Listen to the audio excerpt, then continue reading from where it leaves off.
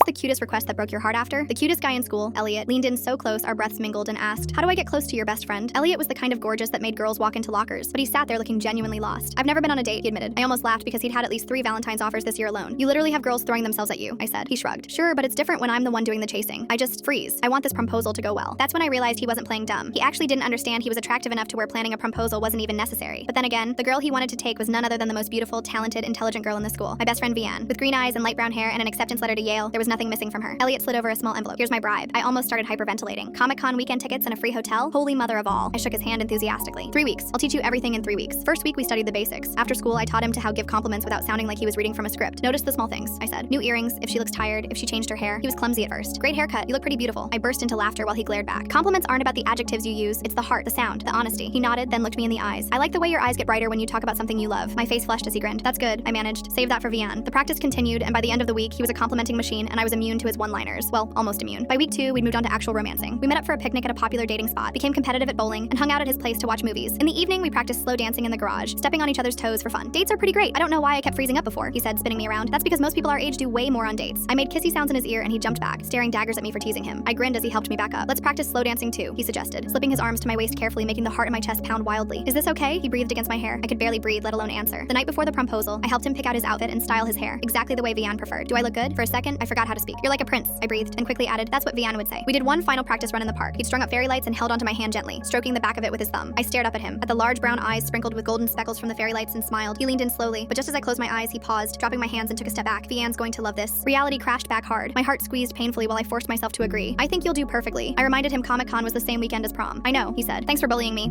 Teaching me." He winked and pulled me into one last tight hug. "Enjoy Comic-Con." I squeezed back. "Enjoy prom." That Friday, the whole school watched as Elliot approached Vianne at lunch with flowers and a giant proposal sign. He executed everything perfectly, just like we'd practiced. The speech, the timing, even the way he held the flowers. Vianne squealed and said yes while everyone filmed it. The cafeteria erupted in cheers while my heart broke into a million pieces. How could I have let myself fall for a guy who was clear from the start? He wanted Vianne, not me. Elliot's eyes found mine in the crowd for just a second before Vianne pulled him into a hug. I quickly wiped away tears and walked off. I left school early, claiming I felt sick, which wasn't entirely a lie. I texted Elliot a simple, "Thank you for the tickets. Have fun at prom." He responded immediately with, "Wait," and then nothing else. That Saturday, I put on the cosplay Elliot and I had talked about during one of our late-night nerdy conversations. It was from the anime we'd bonded over, the one he'd pretended not to love. I went to the convention center alone, telling myself I was going to have an amazing time. Who needed Elliot anyway? I had freaking weekend passes to Comic-Con. The convention floor was packed, but somehow felt painfully empty. I was examining a limited edition figure when I heard my name. I turned around and there was Elliot, still wearing his proposal suit from yesterday, now wrinkled and untucked. My brain couldn't process him being here. "What about prom? What about Vianne?" He stepped closer. "My friend Kurt is taking her." I realized something after I asked her. He paused. "I'd rather be a nerd with you than be anything else people want me to be." He pulled out a crumpled piece of paper from his pocket with my name. "Will you go to Comic-Con with me?" "We're already here," I laughed. "Then will you go to every Comic-Con with me?" "Yes."